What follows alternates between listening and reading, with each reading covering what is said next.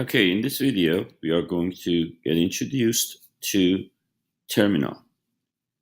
We will use Terminal to actually directly communicate with Apple's operating system. In order to access Terminal, you need to go to Launchpad, go to Other, click, and select Terminal.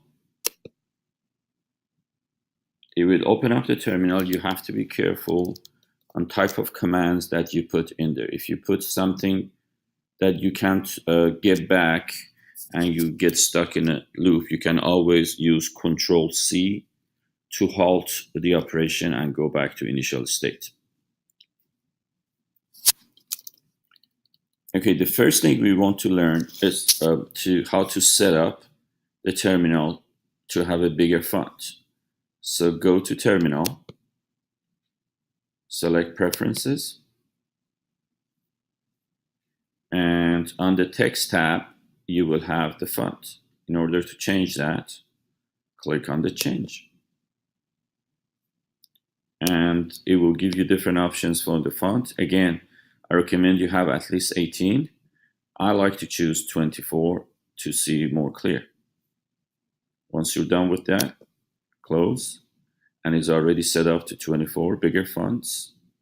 Later on, you can play around with different colors and do different things. But for the time being, please do not change anything else. Okay, now once you have your font bigger on the terminal, we can practice a few commands on the terminal to communicate with the operating system. First command is called ls. ls will list all the folders, all the files or folders in the current directory. By default, when you open the terminal, you will be in the home directory. That's why we put Java programs under the home directory so we can immediately access it when we open the terminal. So as you can see, when I ls, one of the folders that is immediately available to me is Java programs. So ls will list what is in the current directory.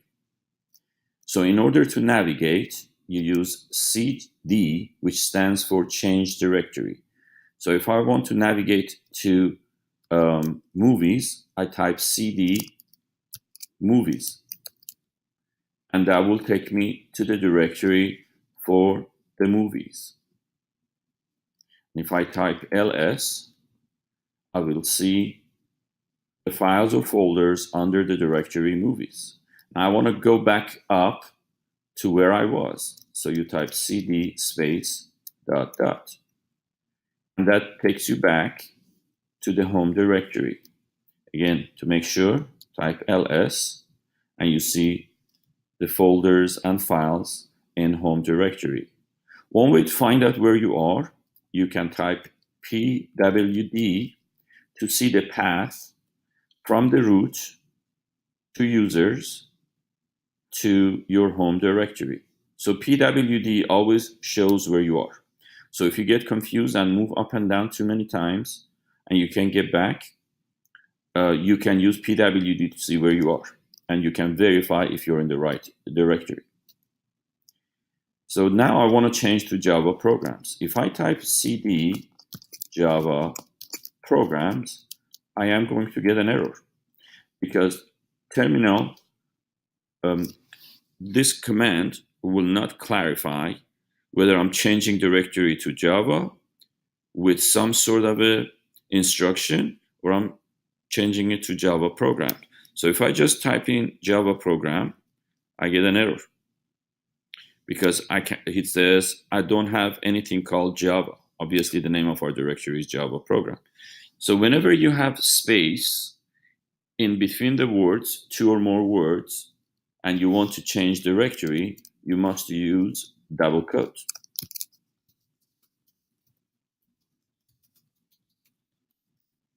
If you hit return, now you're in Java programs. Now, if you ls, it shows the chapters in my Java programs. If you have set up your your Finder to have Java programs and chapter 1, your chapter 1 will now show up in here. Again, if you're not sure where you are, if you type pwd, it will show that the path is from users to your home directory to Java programs. So if I want to change to chapter 1, I type cd, but since I have space between chapter and 1, I am going to use double quote. So chapter space 1, and now I'm in chapter 1. Again, to make sure, press pwd. Now if I want to move back up by pressing cd dot dot, it moves one level up to Java programs. And now I'm inside Java programs. If I want to move up again, I type cd dot dot, and I get to my home directory where my Java programs reside. There is a shortcut for you to avoid typing too much when you're changing directory. So for example, if I want to change to Java programs and I'm lazy, I don't want to type in the whole thing, and because there is a space, I have to also put double quote, and that's a lot of work. If I look around and I don't see anything else starting with Java, in fact, nothing starts with J, I can just say cd, a few letters, just to make sure, and then star. It will match whatever folder that it finds first with the JAV on it, and it will automatically change it for you. So this is a shortcut. By putting a star, it fills in the blank for you. So now I'm in Java program. So I want to go to chapter 1. I do the same thing to the left side. So I type star and then a 1, and it takes me to chapter 1. So cd, which means change directory, moves up and down through different directories. Now, one thing I want to do, I want to see when I install JDK if I have installed it correctly. In order to verify that, type in javac -version. If it doesn't find it, it's going to give you an error message. If it finds it, it will show the version of the JDK that you have installed. And this verifies that you have installed JDK correctly. So again, type javac -version, and if you don't get an error message and see the version, you have set up your JDK correctly.